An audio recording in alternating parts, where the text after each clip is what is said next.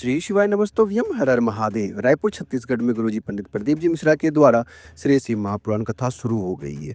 यह 7 दिवसीय कथा है जो कि आप 24 दिसंबर से 30 दिसंबर तक गुरुजी के यूट्यूब चैनल, आस्था टीवी चैनल या तो फेसबुक पेज पर दोपहर के 2 बजे से शाम के 5 बजे तक देख सकते हैं।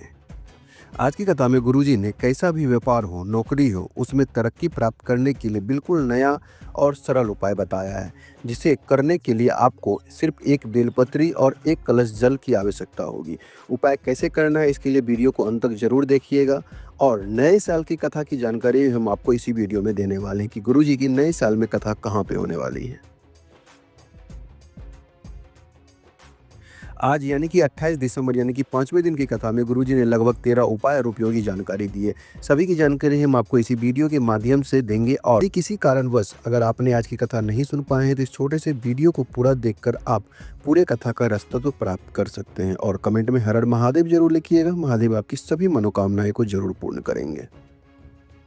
बढ़ते हैं आज की कथा की पहली जानकारी की ओर।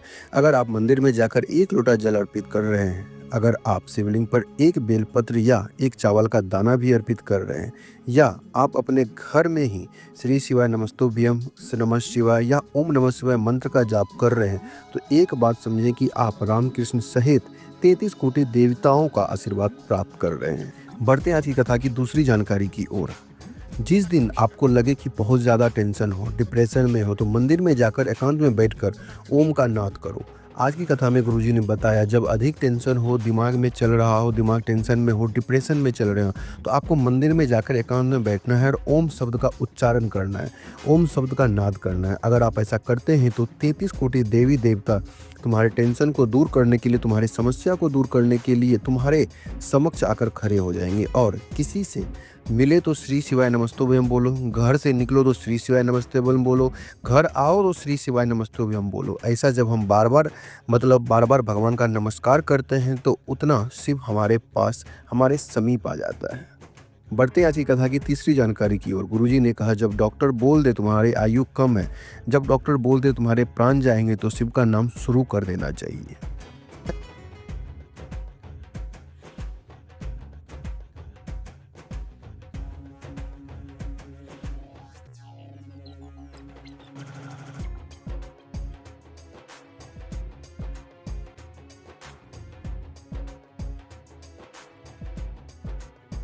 बढ़ते हैं आज की कथा की पांचवी जानकारी की ओर। गुरुजी ने कहा, घर में शिवलिंग है, भले ही किसी भी धातु या पत्थर या कोई भी धातु का हो, आपको घर में शिवलिंग है और आपको कहीं बाहर जाना है, अगर आप उस पर जल डेली चढ़ा रहे हैं लेकिन बाहर जाने के जल डेली नहीं चढ़ा पाते हैं, तो उसके लिए आपको क्या करना है, आपको घर से बाहर जाना है तो बस आपको एक चावल का दाना शिवलिंग पर अर्पित करते हुए, एक बेलपत्र अर्पित करते हुए आपको 1 महीना, 1 साल या 2 साल के जहाँ जाना है जाओ।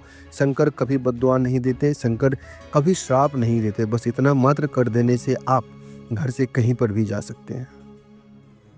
बढ़ते आज की कथा की छठवीं जानकारी की ओर। 4 जनवरी से 10 जनवरी 2025 में गुरुजी की पहली नई साल यानी 2025 की जो कथा होने वाली है वो 4 जनवरी से लेकर 10 जनवरी 2025 में होगी। यह कथा छुड़िया हाले कोसा राजनंद गांव में होगी। इस शिव महापुराण कथा का नाम रहेगा साहित्य शिव महापुराण कथा। और इस कथा में गुरुजी बताएंगे शंकर को आप क्या क्या चढ़ा सकते हैं और कैसे कैसे उसकी पूजन कर सकते हैं। तो आपको उस नेक्स्ट वाले वीडियो में इसकी भी जानकारी हम देंगे। बढ़ते हैं आज की कथा की 7वीं जानकारी की ओर। गुरुजी ने कहा, क्या पुरुष रुद्राक्ष पहन सकता है? क्या स्त्रियां रुद्राक्ष पहन सकती है? क्या विधवा नारी रुद्राक्ष पहन सकती है? क्या कुंवारी लड़कियां रुद्राक्ष पहन सकती है? क्या बुजुर्ग लोग रुद्राक्ष पहन सकते हैं? क्या बेटा रुद्राक्ष पहन सकता है? तो शिव महापुराण की कथा कहती है, हर पुरुष हर नारी रुद्राक्ष धारण कर सकते हैं। बढ़ते आज की कथा की 8वीं जानकारी की ओर। कोमल जी पत्र लेके आए कि मेरा बेटा को कैंसर हो गया था, बेटा का इलाज शुरू हुआ, डॉक्टर के अनुसार ठीक होना मुश्किल था, इलाज चलता रहा। आप कहते हैं डॉक्टर शंकर का रूप है, इलाज कराते रहो, साथ में दवाइयाँ खाते समय कुंदकेश्वर महादेव का नाम लेते हुए दवाई खाओ। कुबरेश्वर धाम गई, बाबा से निवेदन किया, रुद्राक्ष लेके आई, रुद्राक्ष को पानी में गला के उनका जल शिवलिंग पर चढ़ा के प्राप्त करके रुद्राक्ष का दल हमने देना शुरू किया। 1 साल तक वो जल हमने पिलाया, फिर डॉक्टर ने जांच किया, बताया कि कैंसर नहीं है। उसी का आभार व्यक्त करने के लिए आई हुई हूँ। बढ़ते आज की कथा की नौवीं जानकारी की ओर। लीला जी पत्र लेके आई, 20 साल हो गए, संतान का सुख नहीं था। मुझे लोग बांझ कहते थे। मेरे दीदी ने आपकी कथा के बारे में बताया। मैंने सफेद आंकड़े की जड़ का उपाय किया।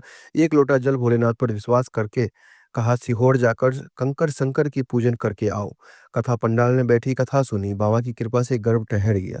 डॉक्टर ने कहा गर्भ में बच्चा विकलांग है, पर मैंने सोचा बच्चा जब शिव ने दिया है तो शिव ही संभालेगा। श्री शिवाय नमस्तों मंत्र का उच्चारण करना शुरू किया और जब बच्चे ने जन्म लिया तो पूरी तरह से स्वस्थ है। उसी का आभार व्यक्त करने के लिए आए। बढ़ते आज की कथा की 10वीं जानकारी की ओर। हेमलता जी पत्र लेकर आई, मेरी शादी का 16 साल हो गए थे, संतान सुख नहीं था। 3 बार सफेद आंकड़े की जड़ का उपाय किया।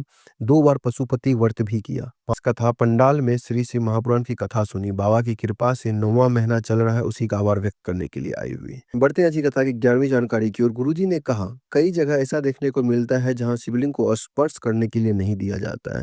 आपको बता दें कि शंकर के शिवलिंग को अगर स्पर्श करने नहीं दे रहे मंदिर में, तो आपको शंकर की देहरी को स्पर्श कर लेना है। तो शंकर के शिवलिंग ही स्पर्श करने का फल मिलता है। इस स्थिति में आप जो चौखट या देहरी है वह शंकर भगवान के मंदिर की, शंकर भगवान के शिवालय की, आप उसका स्पर्श कर सकते हैं। बढ़ते हैं आज की कथा की 12वीं जानकारी की ओर। गुरुजी ने कहा कमाओ उतना जितना खर्च कर सको, खाओ उतना जितना पचा सको, शंकर के मंदिर में उतनी देर बैठना जितनी देर तुम्हारी चित्रवृत्ति भगवान में लग सके। बढ़ते हैं आज की कथा की आखिरी जानकारी यानी कि 13वीं जानकारी की ओर। जैसा कि मैंने आपको पहले बताया कि गुरुजी ने आज एक विशेष उपाय बताया। अगर आपका व्यापार अच्छा नहीं चल रहा तो उसके लिए, उसमें तरक्की के लिए आपको क्या करना है उसे ध्यान से समझिए। गुरुजी ने आज की कथा में बताया कि बहुत ही विशेष उपाय है। व्यापार अच्छा नहीं चल रहा है, उन्नति के लिए, अपनी तरक्की के लिए इस उपाय को कर सकते हैं। आपको वटकेश्वर महादेव का नाम लेते हुए एक सरल आसान उपाय करना है। बेलपत्री की डंडी का मुख आपकी ओर होना चाहिए। इस बात का आप लोग विशेष ध्यान रखिएगा। एक कलश जल को आपको 7 बार शिवलिंग पर अर्पित करना है। सबसे पहले एक बेलपत्री अपनी ओर डंडी करते हुए जहाँ पे भी बैठे हैं, डंडी आपकी तरफ होना चाहिए, इसका ध्यान रखिए। बेलपत्री चढ़ाते हुए आपको उस कलश में जो जल लेके गए उसे 7 बार शिवलिंग पर अर्पित करना है, वटकेश्वर महादेव का नाम लेते हुए। वटकेश्वर महादेव का नाम लेते हुए, मन की बात बोलते हुए आपको यह जल चढ़ाना है। कोई व्यापार नहीं जो आगे बढ़े ना, ऐसी कोई दुकान नहीं जो चले ना। इस उपाय को करने से, वटकेश्वर महादेव नाम स्मरण करने से धन खींचा चला आता है। आज के इस वीडियो में बस इतना ही। उम्मीद करते हैं कि वीडियो पसंद आई होगी। आज की कथा से जुड़े मन में कोई भी सवाल, कोई भी क्वेश्चन है तो कमेंट के जरिए ज़रूर पूछिएगा।